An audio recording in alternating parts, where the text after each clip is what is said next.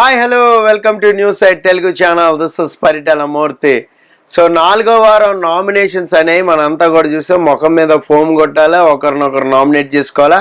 ఇక్కడే చాలా డిస్కషన్స్, ఒక points, logic points, so workout చేయాలనే హౌస్ మేట్స్ అందరూ కూడా చూశారు. సో అయితే మేమే గనక చూసారా మంచి పాయింట్ పట్టాం అన్న రేంజ్లో నామినేషన్ చేసినట్లుగా ఒక టాక్ అయితే తెలుస్తుంది. అయితే ఇంకా నామినేషన్స్ అనేది లైవ్లో స్టార్ట్ కాలేదు. మ్యాక్సిమం మధ్యాహ్నం 3-3:30 నుంచి స్టార్ట్ అయ్యే అవకాశం ఉంది. సో అయితే ఈ వారం నామినేషన్స్లో ఎవరెవరికి గట్టిగా పడింది అంటే నబీల్ వర్సెస్ సోనియా బాగా పడింది. ఆల్రెడీ ప్రోమోలు చూసాం.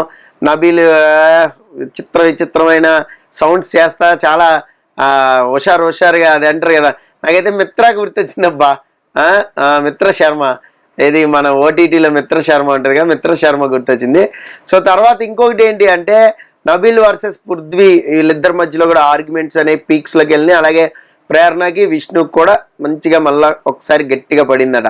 అలాగే మణికంఠ సీత వీరిద్దరికి కూడా సాలిడ్గా పడినట్లుగా అయితే సమాచారం తెలుస్తుంది. ఎందుకంటే సో ఒక్కొక్క వింగ్లో ఒక్కొక్క విషయంలో మాడుకుంటూ ఆర్గ్యుమెంట్స్ అనేవి పెరిగిపోయినాయి. అలాగే ఆదిత్య ఓం కూడా ఈసారి చాలా బాగా మాట్లాడుతున్నట్టు సమాచారం. అయితే ఇక్కడ నిఖిల్కి ఒక స్పెషల్ పవర్ అనేది ఇచ్చారు.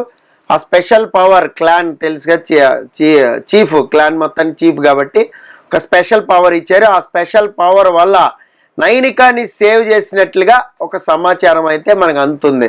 సో మరి ఆ లాజిక్స్ ఏంటి, నైనికానే ఎందుకు సేవ్ చేశాడు, ఎందుకంటే ఆదివారం ఇన్పుట్ రెడ్ ఎగ్ సోనియాకి ఎందుకు ఇచ్చావు అని చెప్పబట్టే మేబీ పక్కకి వెళ్ళాడా, లేదంటే సోనియాని సేవ్ చేసి ఉండేవాడా, ఇదంతా కూడా మనం ఆఫ్టర్ నామినేషన్ డిస్కస్ చేసుకుందాం. ఈ వారం నామినేషన్స్లో చూస్తే మొత్తం 6 ఉన్నారు, 4 అబ్బాయిలు 2 అమ్మాయిలు.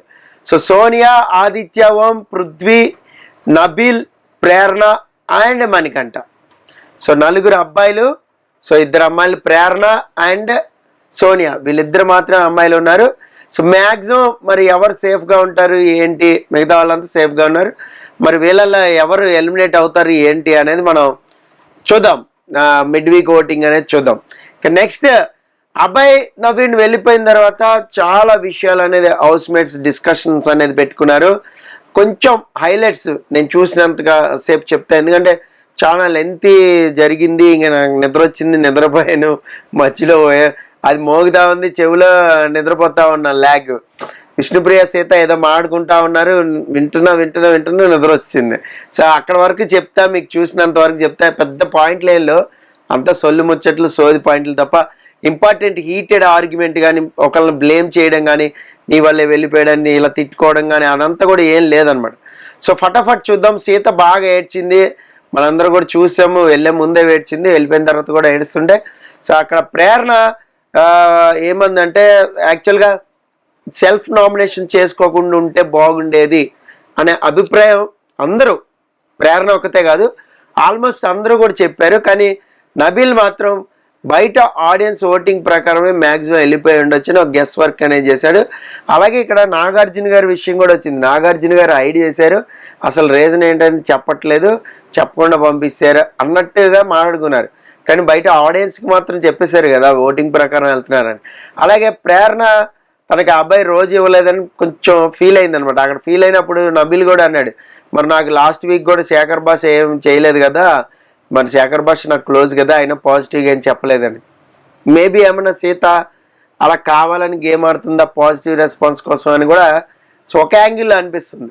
ఇక విష్ణు అయితే ఆయన గురించి నేను రేపు చెప్తాను, ఎందుకంటే ఇప్పుడు అంతా ఎమోషనల్ మూడ్లో ఉన్నారు కదా, నేను మాట్లాడతా రేపు చెప్తా ఇంపార్టెంట్ పాయింట్ అన్నట్టు ఓ బిల్డప్ ఇచ్చింది. అదేంటని మనకు తెలీదు, ఆ రేపు కూడా చెప్తుందో లేదో కూడా తెలీదు.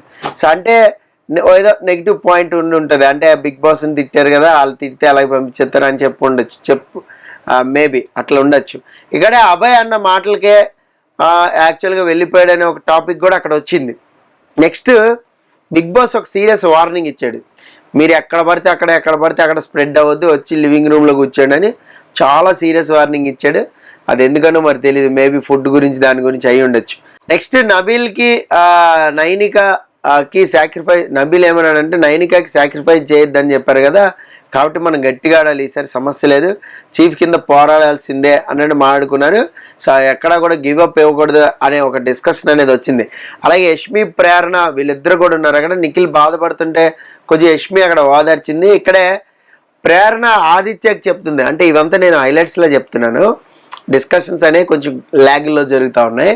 సో ప్రేరణ ఆదిత్యకి చెప్తుంది ఏంటంటే, అసలు ఈసారి చీఫ్ అవ్వాలి సార్, ఎట్లాగైనా సరే వదలకూడదు, మీరు కొట్టాలి అంటూ ఓ మోటివేట్ చేస్తూ ఉంది అక్కడ ప్రేరణ ఆదిత్యవంని. ఆదిత్యవం అభయ్ గురించి ఏం చెప్పాడంటే, ఓవర్ కాన్ఫిడెన్స్ వద్దు, సెల్ఫ్ నామినేట్ చేసుకున్నాడు చూసావా, ఓవర్ కాన్ఫిడెన్స్ ఎక్కువైపోయిందంటే. సో అక్కడ నబీల్ ఒక ఎక్స్ప్లెనేషన్ ఇచ్చాడు ఏంటంటే, అదే స్టేజ్ మీద అభయ్ చెప్పాడు కదా, నిఖిల్ వాళ్ళ డాడీది అది వచ్చినప్పుడు వాచ్ చాలా ప్రీషియస్ అందుకని ఇచ్చాడు, అందుకనే సెల్ఫ్ నామినేట్ చేసుకోవాల్సి వచ్చిందని చెప్పాడంట. సో అది ఆదిత్యవంకి అయితే చెప్పారు. ఆదిత్యవం ఇక్కడ ఇంకొక మాట కూడా అన్నాడు ఏంటంటే, క్లాన్ మొత్తం డేంజర్లో పడేశారు మధ్యలో, ఆయన క్లాన్ అంత ఇదిగా తీసుకుని వెళ్ళలేదు, ముందుకు తీసుకెళ్ళలేదు, అది కూడా వన్ ఆఫ్ ది రీజన్ అయి ఉండొచ్చు అని బాగా అనలైజ్ చేశారు అనిపించింది. ఆ తర్వాత అందరు కూడా అన్ని సర్దుకుని అభయ్ గురించే ఎక్కువ డిస్కషన్స్ అనేవి జరిగాయి.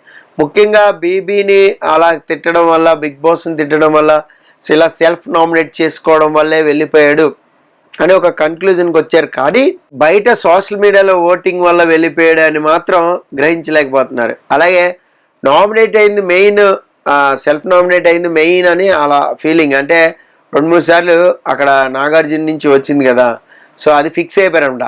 అంతకుముందు వారాలు గేమ్ ఆడింది కూడా లెక్కలోకి రాలేదని అది కూడా డిస్కషన్ చేసుకున్నారు. సో మరి అంతకుముందు బాగా ఆడాడు కదా, ఈ ఒక్క వారమే కదా అని. అయితే మనసులో మాత్రం అందరికీ తెలుసు, సోషల్ మీడియాలో బాగా ఎవరెవరు ఏ టాప్లో ఉన్నారు, ఈ కొద్ది గొప్ప క్యాల్కులేషన్స్ అన్నీ కూడా చేసేసుకుంటారు. ఇంకోటి ఏంటంటే పిఆర్ ఓటింగ్ అనేది కూడా ప్రభావితం చేస్తుందని కూడా వాళ్ళకి తెలుసు. సో ఇంకా నెక్స్ట్ విష్ణు సీత ఒక విషయం సోనియా గురించి మాట్లాడుకుంటూ ఉన్నారు, మధ్యలో గుర్తు చేస్తుంది చూసావా, లాస్ట్ వీక్ కూడా సోనియా ఫ్రెండ్ని గుర్తు చేశారు బయట నాగార్జున గారు అని ఆ డిస్కషన్ అనేది వచ్చింది. పంచులు వేస్తున్నారు మామూలుగా ఇట్లా రోస్టింగ్ అంటే, సీత అంది అక్కడ అవును రిమైండ్ చేస్తున్నారేమో, మేబీ యష్ గురించి గుర్తు చేస్తా అన్నట్టు ఒక డిస్కషన్ అనేది నడిచింది. విష్ణు సీత చాలాసేపు మాట్లాడుకున్నారు, చాలా విషయాలు మాట్లాడుకుంటా ఉన్నారు, కానీ చిన్నగా మాట్లాడుకుంటున్నారు, అదేమో వినపడతలో సరిగా. అక్కడితో నిద్రపోయారు అనమాట, నిద్ర వస్తుంది విపరీతమైన నిద్ర, ఇప్పుడు చెప్తున్నా కూడా నిద్ర వస్తూ ఉంది.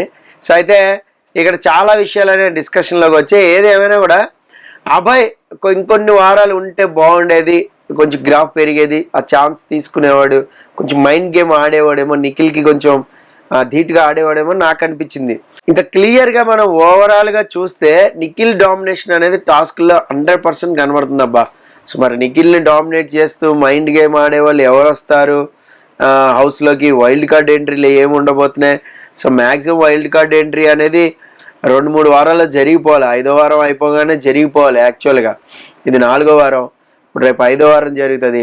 6వ వారం వాళ్ళని తెచ్చినా ఉపయోగం ఉండదు, వాళ్ళు 10 వారాలే ఉంటారు, వీళ్ళు ఆల్రెడీ సెటిల్ అయిపోయి ఉంటారు, టాస్క్లు ఆడి ఉంటారు, కొద్ది గొప్ప జనాల్లోకి వెళ్ళి ఉంటారు. కాబట్టి వేరే వైల్డ్ కార్డ్ ఎంట్రీ అదే వచ్చినా కూడా సెట్ కాదు అనేది నా ఉద్దేశం. సో మరి చూద్దాం మరి ఎవరెవరు రాబోతున్నారు, ఎట్లా గేమ్ చేంజ్ చేస్తారు, లేదంటే నిఖిల్ని సోలోగా అలా ముందుకు తీసుకుపోతారా టీం అంతా కలిసి, ఇదేంటి అనేది మనం మాట్లాడుకుందాం. This is Paritala Murthy signing off, by by.